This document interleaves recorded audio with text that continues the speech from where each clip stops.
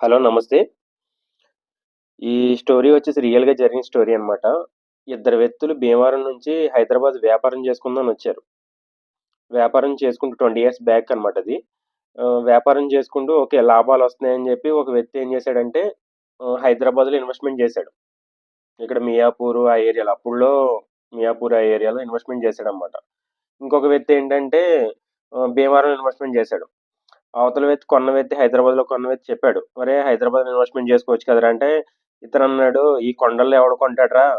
ఈ చోట అయ్యిని" అని చెప్పాడు. ఇంత దూరంలో ఎవడు కొంటాడని 20 ఇయర్స్ బ్యాక్‌లో. కానీ తర్వాత వీళ్ళిద్దరూ విడిపోయారు. భీమవరంలో కొన్న వ్యక్తి భీమవరం వెళ్ళిపోయాడు. ఈ హైదరాబాద్‌లో కొన్న వ్యక్తి ఇక్కడే వ్యాపారం చేసుకుంటూ అక్కడక్కడ కొనుక్కుంటూ అదేంటి మియాపూర్‌లోని నెక్స్ట్ పటాన్ చెరువు, సంగారెడ్డి ఆ ఏరియాలో కొనుక్కుంటూ ఉన్నాడు. 20 ఇయర్స్ తర్వాత మొన్న ఈ మధ్యనే కలిసారనమాట ఇద్దరుని. హైదరాబాద్‌లో ఉన్న వ్యక్తిని అడిగాడు. "ఒరేయ్!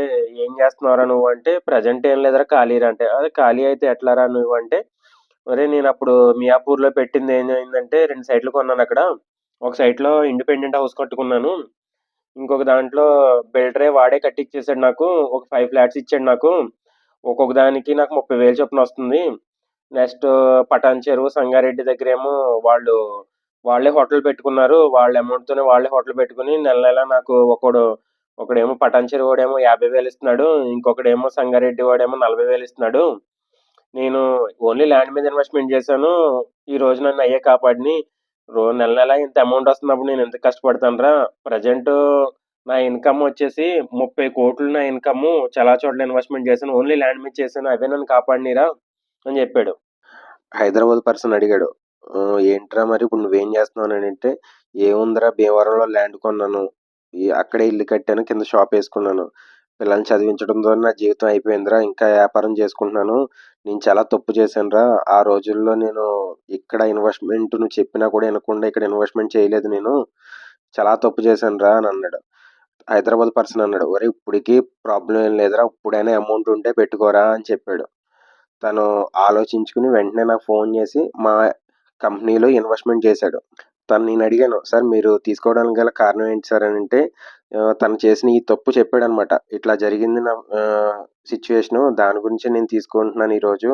తనని హైదరాబాద్ పర్సన్‌ని అడిగితే సిటీకి దూరం అయినా పర్లేదు డెవలప్‌మెంట్ ఉన్న ఏరియాలో తీసుకో అనంటే తను చెప్పాడని చెప్పేసి నేను ఇలా స్వాతి ప్రమోటర్స్‌లో ఇలా ఎక్కడెక్కడున్నాయంటే సంగారెడ్డి దగ్గరలో పెద్దాపూర్ విలేజ్ దగ్గరలో న్యూ కొండాపూర్ టౌన్‌షిప్ అని డెవలప్‌మెంట్ చాలా దగ్గరలో ఉందని చెప్పి ముంబై హైవే అని చెప్పి నేను మీ వెంచర్‌లో ఇన్వెస్ట్‌మెంట్ అని చేశాను. చాలా డెవలప్‌మెంట్ చాలా బావుంది. వెంచర్‌లు కూడా చాలా బావున్నాయి. లోన్ ఫెసిలిటీస్ కూడా ఉంది కాబట్టి మీ వెంచర్‌లో నేను చేయటం అనేది జరిగిందని చెప్పాడు. తనకి గ్యారంటీ 3 ఇయర్స్‌లో మంచి ప్రాఫిట్ వచ్చే అవకాశం ఉంది ఈ ఏరియాలో. కాబట్టి మీరు కూడా ఆలోచించుకోండి. ఈ ఆగస్ట్ నుంచి కూడా రేట్లనేవి పెరుగుతున్నాయంట. రిజిస్ట్రేషన్ వాల్యూ ఒకటి, సెకండ్ వన్ ల్యాండ్ వాల్యూ కూడా పెంచమని గవర్నమెంట్ ఆదేశాలిచ్చింది. కాబట్టి ఎవరైనా ఇన్వెస్ట్‌మెంట్ చేసే ఉద్దేశం ఉంటే డెఫినైట్‌లీ ఇప్పుడే ఇన్వెస్ట్‌మెంట్ అనేది చేసుకోండి. Thank you for watching. ఎవరికైనా ఇన్వెస్ట్‌మెంట్ ఇంట్రెస్ట్ ఉంటే కింద ఇచ్చిన కాంటాక్ట్ నంబర్‌కి కాంటాక్ట్ అవ్వండి. నా కింద ఇచ్చిన కాంటాక్ట్ నంబర్‌కి కాంటాక్ట్ అవ్వండి.